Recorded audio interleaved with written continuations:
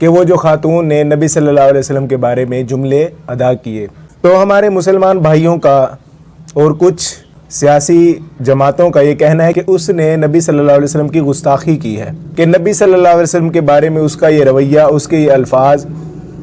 گستاخانہ ہیں، لہذا انڈیا کی حکومت سے یہ درخواست کی جا رہی ہے، یہاں پر بھی وہاں کے مسلمان بھی یہ کر رہے ہیں کہ اس کو سزا دی جائے۔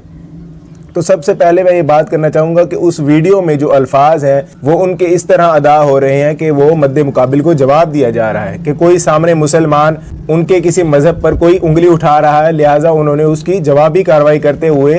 یہ اسلام پر اعتراضات اٹھائے ہیں۔ اس میں کسی قسم کا کوئی گستاخی والا جملہ میں نے نہیں سنا، جو لکھا ہے وہ میں نے بولا ہے، اور اگر وہ کہیں غلط ہے تو میں آپ کو آپتی جنک لگتا ہے تو پھر وہ تو میں کہوں گی کہ میں نے تو نہیں لکھا اور میں نے اپنے من سے بھی نہیں بنایا۔ وہ کہہ رہے ہیں کہ میں نے گالی دی، بتا دیجئے کہاں دی۔ وہ کہہ رہے ہیں کہ میں نے نفرت پھیلائی، بھیا میں تو جو لکھا ہے پڑھ کے بتا رہی ہوں۔ جنہوں نے اس کو ٹوسٹ مارا ہے، ماحول انہوں نے خراب تب سے کیا جب انہوں نے جھوٹ بولا، اور ان کا نام ہے محمد زبیر۔ کیونکہ جیسی میں نے ان سے پوچھا کہ آپ نے پوری ڈیبیٹ کیوں نہیں اپلوڈ کری اور آپ نے سلیکٹیولی ہیویلی ایڈٹ پورشن کیوں اپلوڈ کیا، کہ ہم ایک فریڈم آف اسپیچ کی کنٹری ہے، تو کیا وہ صحیح نہیں تھا؟ ساتھ میں آپ کو کچھ سنانا چاہوں گی۔ آشا رکھتی ہوں کہ محمد زبیر ان کے خلاف بھی ایسی مہم چھیڑیں گے۔ Sign says, there's a hadith in Bukhari that Prophet Muhammad, peace be upon him, married Hazrat Aisha, may Allah be pleased with her, at the age of 6 and consummated the marriage at the age of 9. میں آشا کرتی ہوں کہ محمد زبیر کا اگلا tweet ہوگا کہ ذاکر نائک ان کے دھرم کے خلاف نفرت پھیلا رہے ہیں، ان کے دھرم کو گالی دے رہے ہیں اور بھاونائیں بھڑکانے کی کوشش کر رہے ہیں، اور اس کے بعد میں بھی دیکھتی ہوں اگر 1 لاکھ سے اوپر سر تن سے جدا کی مانگ آتی ہے تو اگر بالفرض مان بھی لیا جائے کہ گستاخی والا جملہ انہوں نے بولا تو وہ سامنے والے کے مد مقابل میں بولا، جو مسلمان کا ایک رویہ تھا اس کے جوابی کارروائی کرتے ہوئے اس خاتون نے وہ جملے ادا کیے، کہ آیا جو شخص گستاخی کر رہا ہے وہی سزا کا مستحق ہے، یا وہ شخص جو اس کی گستاخی کی وجہ بن رہا ہے، جو ذریعہ بن رہا ہے کہ اس نے وہ گستاخی کی، آیا وہ بھی کیا سزاوار ہوگا یا نہیں؟ تو سب سے پہلے یہ بات سمجھ لی جائے، میرے تمام بھائی اپنے جذباتی میدان سے باہر آ جائیں اور علمی میدان میں قدم رکھیں کہ قرآن مجید اور نبی صلی اللہ علیہ وسلم کی حدیث ہمیں کیا بتاتی ہے۔ تو سب سے پہلے میں یہ کہوں گا کہ صرف مسلمانوں کی مقدس ہستیوں کی گستاخی کرنا ہی گستاخی نہیں ہے، بلکہ اسلام ہمیں یہ سکھاتا ہے کہ ہندو ہوں، بدھ مت کے ماننے والے ہوں، پارسی ہوں، سکھ ہوں، یہودی ہوں، تمام کی مقدس ہستیوں کا، تمام کی مقدس مقامات کا خیال رکھا جائے گا، کہ مسلمان بھی اس کے بارے میں زبان درازی نہ کریں۔ سورۃ الانعام کی آیت نمبر 108 میں اللہ تعالیٰ فرماتا ہے، سب سے پہلے مسلمانوں کو تنبیہ فرماتا ہے اس لحاظ سے کہ تم ان کے معبودوں کو گالی مت دو جو اللہ کے سوا دوسروں کی عبادت کرتے ہیں، وہ دشمنی میں تمہارے سچے اور حقیقی خدا کو گالی دیں گے۔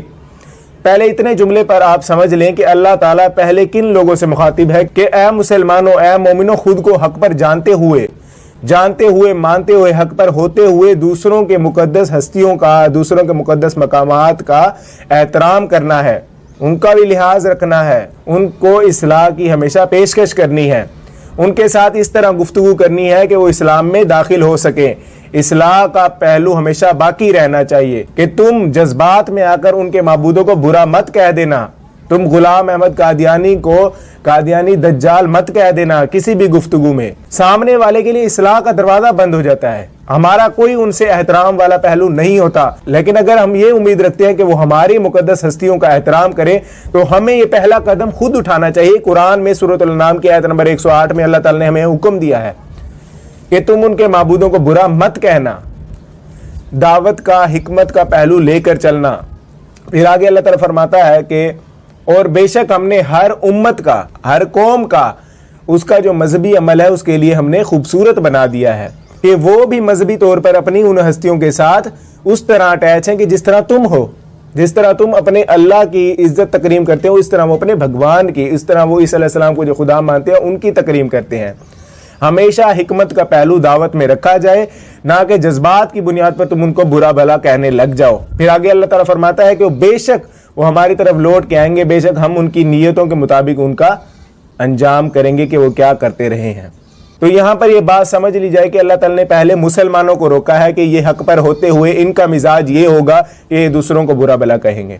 تو سب سے پہلے اس آیت کی مخالفت میں مفتی طارق مسعود صاحب کی ویڈیو دیکھیں۔ تو ہندو کے جو ڈسٹیمپر شدہ پنڈت جی تھے انہوں نے بھی ارشاد فرمایا کہ بھگوان پہ جو تم اتنا دودھ چڑھاتے ہو پھر کوئی حق ہے۔ اصولی طور پہ جواب صحیح ہے، لیکن اس میں ایک بہت بڑا فالٹ ہے کہ جو سچی مچی کا بھگوان ہے اس کے لیے تو یہ چیز سمجھ میں آتی ہے، یہ کیا لگتا ہے تمہارا، اس نے کیا دیا ہے تمہیں جو اس پہ اتنے دودھ کے چڑھاوے چڑھا رہے، مسٹنڈا جو بیٹھا ہوا ہے کمبخت، اس نے کیا دیا ہے تمہیں جو اس پہ اتنے دودھ کے چڑھاوے چڑھا رہے، مسٹنڈا جو بیٹھا ہوا ہے کمبخت۔ یہاں پر مفتی طارق مسعود صاحب ان کے بھگوان کو جو کہ ان کی کتابوں میں لکھا ہوا ہے اس واقعے پر تان کرتے ہوئے ان کے بھگوانوں کے بارے میں یہ الفاظ ادا کرتے ہیں، کمبخت جیسے الفاظ۔ تو میں یہ گزارش کرنا چاہوں گا کہ میرے مسلمان بھائی جو وہاں پر نبی صلی اللہ علیہ وسلم پر ادا کیے جملوں پر گستاخی کا فتویٰ لگا رہے ہیں، کیا یہ مفتی طارق مسعود صاحب کے وہ جملے نہیں ہیں کہ جن پر گستاخی کا فتویٰ لگایا جائے کہ انہوں نے ہندو مت کی توہین کی ہے، کہ ان کے بھگوان کو یہاں پر ان کے رب کی بات ہو رہی ہے کہ انہوں نے ان کے رب کی توہین کی ہے۔ یہ بھی نہیں کہا جا سکتا بہانے کے طور پہ کہ یہ لوگ پڑھے لکھے نہیں ہیں، ان کو دین کی تعلیم نہیں ہے، یہ تو مفتی ہیں، ان کو دین کا تمام مزاج مکمل مزاج پتہ ہے، نبی صلی اللہ علیہ وسلم کی احادیثوں سے واقف ہے، 8 سال کا دورانیہ کیا ہے، سوال و جواب کی نشست چلاتے ہیں۔ تو آیا مفتی طارق مسعود کا یہ رویہ کیا ہندوؤں کو اس چیز پر نہیں ابھارتا کہ اس کو بھی وہی سزا دی جائے؟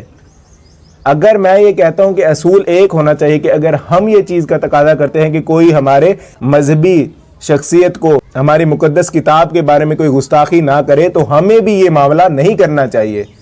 تو آیا یہ مفتی طارق مسعود صاحب کا یہ فعل گستاخی پر مبنی نہیں ہے؟ آیا ہمیں اس کی سزا سے پہلے ان کی سزا کے بارے میں سوچنا چاہیے، ان کی سزا کے بارے میں لوگوں میں یہ چیز عام کرنی چاہیے؟ تو میں یہ کہنا چاہوں گا کہ مسلمانوں کو اپنے گریبانوں میں بھی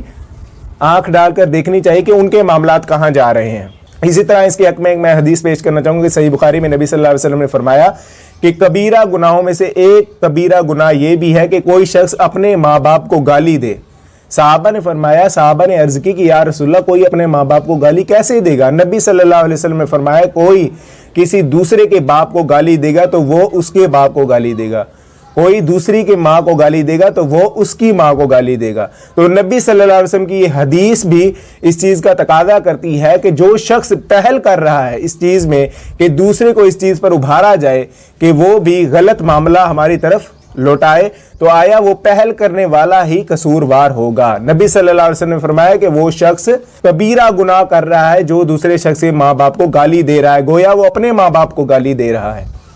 میں کسی قسم کی کوئی مسلمان اور ہندو میں تفریق نہیں کروں گا اس اعتبار سے کہ مذہبی حقوق اور انسانی حقوق کی بات کی جائے۔ اگر ہم اس چیز کا تقاضا کرتے ہیں کہ وہ ہمارے مقدس شخصیات کی، ہمارے نبی صلی اللہ علیہ وسلم کا احترام کریں تو ہم بھی ان کے مقدس شخصیات کا احترام کریں۔ اگرچہ وہ اپنے مذہب میں پیدا ہوئے ہیں، وہ اپنی شخصیات کو، بے شک وہ شخصیات ہمارے نزدیک باطل ہیں، لیکن ان کا احترام وہ اس طرح کرتے ہیں جس طرح ہم اپنی مقدس شخصیت کا کرتے ہیں۔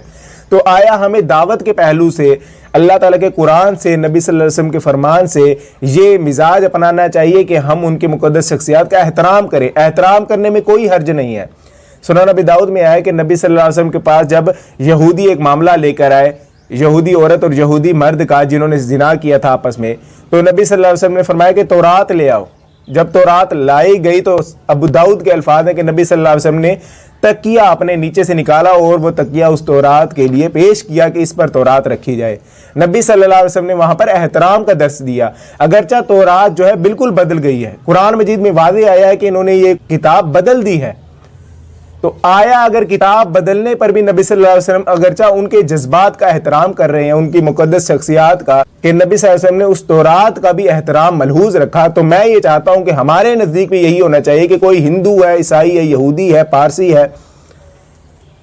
تو سب کا ملحد ہے، ان کے جذبات کا احترام کیا جائے اور ان کی شخصیات کا بھی احترام کیا جائے۔ احترام کا یہ مطلب نہیں ہوتا کہ ہم نے ان کے عقیدے مان لیے ہیں، ان کا احترام کا مطلب یہ ہوتا ہے کہ وہ سامنے والا جو شخص ہے اس کو ہم دعوت کے اعتبار سے اس کا احترام کرتے ہوئے اس شخصیت کا احترام کر رہے ہیں جو کہ ہمارے نزدیک باطل ہے۔ امید ہے آپ لوگوں کو میری ویڈیو یہ سمجھ آئی ہوگی اور یہ دعوت کو زیادہ سے زیادہ شیئر کریں کہ اگر اس عورت کے بارے میں گستاخی کا فتویٰ لگایا جا رہا ہے تو یہ مفتی طارق مسعود صاحب کی اس ویڈیو کو وائرل کیا جائے، مفتی طارق مسعود صاحب کے خلاف بھی کمپین چلائی جائے کہ انہوں نے جو ہندو مت کی توہین کی ہے پہلے ان کو سزا ملنی چاہیے، کیونکہ یہ مذہب کے بارے میں معلومات زیادہ رکھتے ہیں، ان کو زیادہ سخت سزا دینی چاہیے اس حوالے سے۔ تو امید کرتا ہوں مسلمان اپنے اس اصول پر قائم رہتے ہوئے اس چیز کو سمجھیں گے اور دیگر مذاہب کے لوگوں کے بارے میں آئندہ سے یہ رویہ نہیں ہوگا کہ ہم ان کی شخصیات کی توہین کریں۔ اللہ تعالیٰ سے دعا ہے کہ اللہ تعالیٰ ہمیں قرآن و سنت کے اصولوں پر قائم رہنے کی توفیق دے، آمین، جزاک اللہ۔